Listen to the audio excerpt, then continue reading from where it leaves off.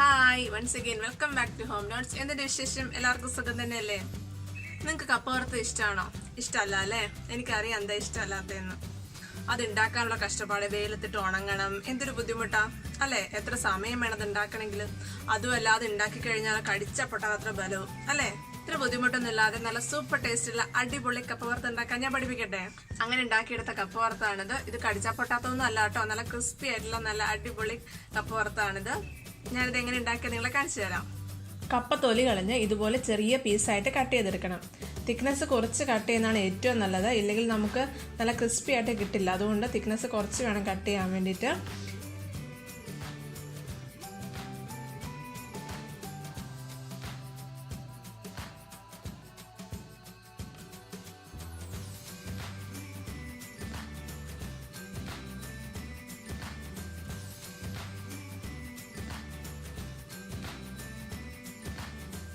ഇങ്ങനെ കട്ട് ചെയ്തെടുത്തതിന് ശേഷം നമുക്കിത് കഴുകിയെടുക്കണം.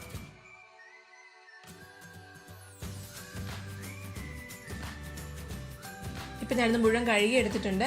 ഇനി നമുക്കൊരു പാത്രത്തിൽ വെള്ളം തീയിൽ വെക്കാം. വെള്ളം തിളച്ച് കഴിയുമ്പോൾ നമ്മൾ കട്ട് ചെയ്ത് കഴുകിയെടുത്ത ഈ കപ്പ ഇടാം. എന്നിട്ട് ഒന്ന് ഇളക്കിയതിന് ശേഷം കപ്പ തിളയ്ക്കുന്നവരെ ഇങ്ങനെ മൂടി വെക്കണം.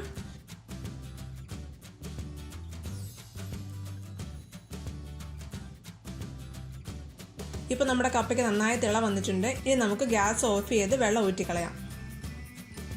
ഇനി കപ്പയുടെ വെള്ളം പോകാൻ വേണ്ടി വെക്കണം. അതുകൊണ്ട് ഞാൻ തിളച്ച കപ്പ അരിപ്പ പാത്രത്തിൽ ഇട്ട് വെക്കുകയാണ് വെള്ളം പോകാൻ വേണ്ടിയിട്ട്. കപ്പയുടെ വെള്ളം ഒരുവിധം പോയതിന് ശേഷം നമുക്ക് ഒരു പാൻ തീയിൽ വെച്ചിട്ട് അതിലേക്ക് കുറച്ച് എണ്ണ ഒഴിക്കാം.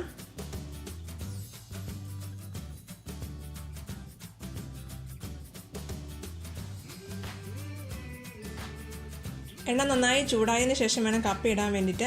ഞാൻ എണ്ണ ചൂടായെന്ന് നോക്കാൻ വേണ്ടിയിട്ട് ആദ്യം ഒരു പീസ് ഇട്ട് നോക്കി. അപ്പോൾ നന്നായി ചൂടായിട്ടുണ്ട് തീയിൽ വെച്ച എണ്ണ. ഇതിലേക്ക് ഇനി ഞാൻ ഈ കപ്പ ഇടുകയാണ്.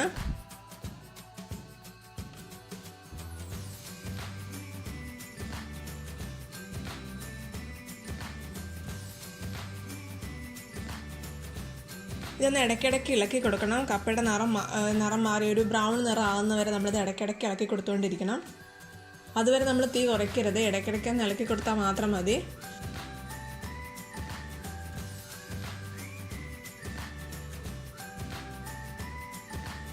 ഇപ്പം നമ്മുടെ കപ്പ ഏകദേശം ഒരു ബ്രൗൺ നിറത്തിലേക്ക് മാറി തുടങ്ങിയിട്ടുണ്ട്. അതുകൊണ്ട് ഞാൻ തീ കുറയ്ക്കുകയാണ്. തീ കുറച്ചിട്ട് ഞാനിങ്ങനെ ഇളക്കി കൊടുത്തുകൊണ്ടിരിക്കുകയാണ് കപ്പയുടെ ഒരു നിറം മാറി ഒരു ബ്രൗൺ നിറം ആവുന്നവരെ. ഇനി നമുക്ക് ഉപ്പ് ആഡ് ചെയ്യണം. അതിന് വേണ്ടിയിട്ട് ഞാൻ ഉപ്പ് ലായനിയാക്കിയിട്ട് അത് എണ്ണയിലേക്ക് ഒഴിക്കുകയാണ്. ഇങ്ങനെ ഒഴിക്കുമ്പോൾ എണ്ണ പൊട്ടിത്തെറിക്കുക അങ്ങനെയൊന്നും പേടിക്കൊന്നും വേണ്ട, എണ്ണ പൊട്ടിത്തെറിക്കൊന്നുമില്ല. ഇങ്ങനെ ആഡ് ചെയ്യുന്നതാണ് ഏറ്റവും നല്ലത്. അല്ലാതെ നമ്മൾ വറുത്ത് കോരിയതിന് ശേഷം ഉപ്പ് ആഡ് ചെയ്തിട്ട് ഇങ്ങനെ ഇളക്കിയാൽ എല്ലായിടത്തും കറക്റ്റിൽ കിട്ടണമെന്നില്ല. അതുകൊണ്ട് എണ്ണയിലേക്ക് ഉപ്പ് ആഡ് ചെയ്യുന്നതാണ് ഏറ്റവും ബെസ്റ്റ്. ഇപ്പോൾ നമ്മുടെ കപ്പ ഏകദേശം ഒരു ബ്രൗൺ നിറത്തിലായിട്ടുണ്ട്. ഇനി നമുക്കത് കോരിയെടുത്ത് മറ്റൊരു പാത്രത്തിലേക്ക് മാറ്റാം.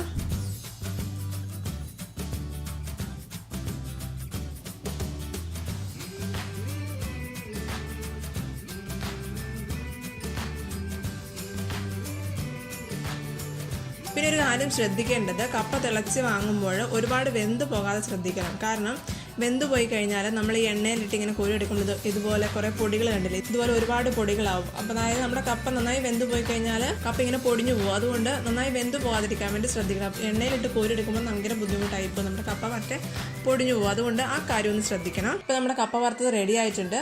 മധുരം വേണ്ടാത്തവർക്ക് അല്ലെങ്കിൽ മധുരം ഇഷ്ടമല്ലാത്തവർക്ക് ഇങ്ങനെ തന്നെ കഴിക്കാം. ഇനി മധുരം വേണ്ടവർക്കാണെങ്കിൽ ഇതൊന്ന് വിളയിച്ചെടുക്കണം. എനിക്ക് മധുരം ഇഷ്ടമാണ്, അതുകൊണ്ട് ഞാനിതൊന്ന് ഷുഗർ ആഡ് ചെയ്യുന്നുണ്ട്. അതിന് വേണ്ടിയിട്ട് ഞാൻ ഒരു പാത്രത്തിൽ അല്പം വെള്ളം തീയിൽ വെച്ചു. അതിലേക്ക് 2 സ്പൂൺ ഷുഗർ ആഡ് ചെയ്തു. ഇനി ഇതൊന്ന് കുറുകി വരുന്നവരെ ഞാനിങ്ങനെ ഇളക്കി കൊടുത്തുകൊണ്ടിരിക്കുകയാണ്. ഒരു ഫ്ലേവറിന് വേണ്ടി കുറച്ച് ഏലക്കാപ്പൊടിയും കൂടി ചേർത്തു. അത് ഇഷ്ടമല്ലാത്തവർക്ക് അത് ആഡ് ചെയ്യേണ്ട. എനിക്കത് കുഴപ്പമില്ലാത്തതുകൊണ്ട് ഞാനത് കുറച്ച് ഏലക്കാപ്പൊടിയും കൂടി ആഡ് ചെയ്യാണ്. ഈ ലൈന് റെഡിയായോ നോക്കുന്നത് എങ്ങനെയാണെന്ന് നിങ്ങൾക്ക് അറിയാമോ? ഇതിങ്ങനെ നമ്മൾ റെഡിയായോ നോക്കുന്നത്, നമ്മൾ കുറച്ചത് എടുത്ത് നോക്കിയിട്ട് നമ്മളിങ്ങനെ ഒട്ടുന്ന ഒരു പരുവായി കഴിയുമ്പോൾ നമ്മുടെ ലൈൻ റെഡിയായെന്ന് നമുക്ക് മനസ്സിലാവും. അങ്ങനെയാണ് ഇത് ലൈന് റെഡിയായോ നോക്കുന്നത്.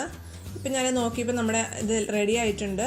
അപ്പോൾ ഞാൻ തീ ഓഫ് ചെയ്തിട്ട് നമ്മൾ വറുത്ത് കോരി വെച്ചിരിക്കുന്ന കപ്പ ഇതിലേക്ക് ഇട്ടിട്ട് ഞാൻ നന്നായിട്ട് ഇളക്കിയെടുക്കുകയാണ്. ഇനി ഇത് ചൂടാറിയതിന് ശേഷം നമുക്ക് കഴിക്കാം.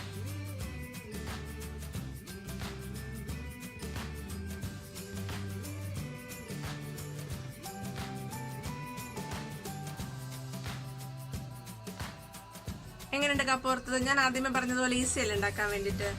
ഇനി കപ്പ വറുത്തത് കഴിച്ചാൽ ആരും നിങ്ങൾക്ക് കപ്പ വറുത്തത് ഇഷ്ടമല്ലെന്ന് ആരും പറയില്ല, എനിക്ക് ഉറപ്പുണ്ട്. അപ്പോൾ നിങ്ങൾ എന്തായാലും ഇത് പരീക്ഷിച്ച് നോക്കണം. എന്നിട്ട് നിങ്ങളുടെ അഭിപ്രായങ്ങളും നിർദ്ദേശങ്ങളും എല്ലാം കമന്റ് ബോക്സിലൂടെ എന്നെ അറിയിക്കണം. കൂടാതെ ആ ലൈക്ക് ബട്ടണും കൂടി ക്ലിക്ക് ചെയ്യണം. പിന്നെ നിങ്ങളത് ഫ്രണ്ട്സിനും റിലേറ്റീവ്സിനും ഒക്കെ ഷെയർ ചെയ്യണം, അവരും ഒന്ന് ഉണ്ടാക്കി നോക്കട്ടെന്നേ. അപ്പോൾ അടുത്ത വീഡിയോയുമായി കാണുന്നവരേക്കും ടേക്ക് കെയർ, ബൈ. ഇനി ഞാനൊന്ന് കഴിക്കട്ടെ കേട്ടോ.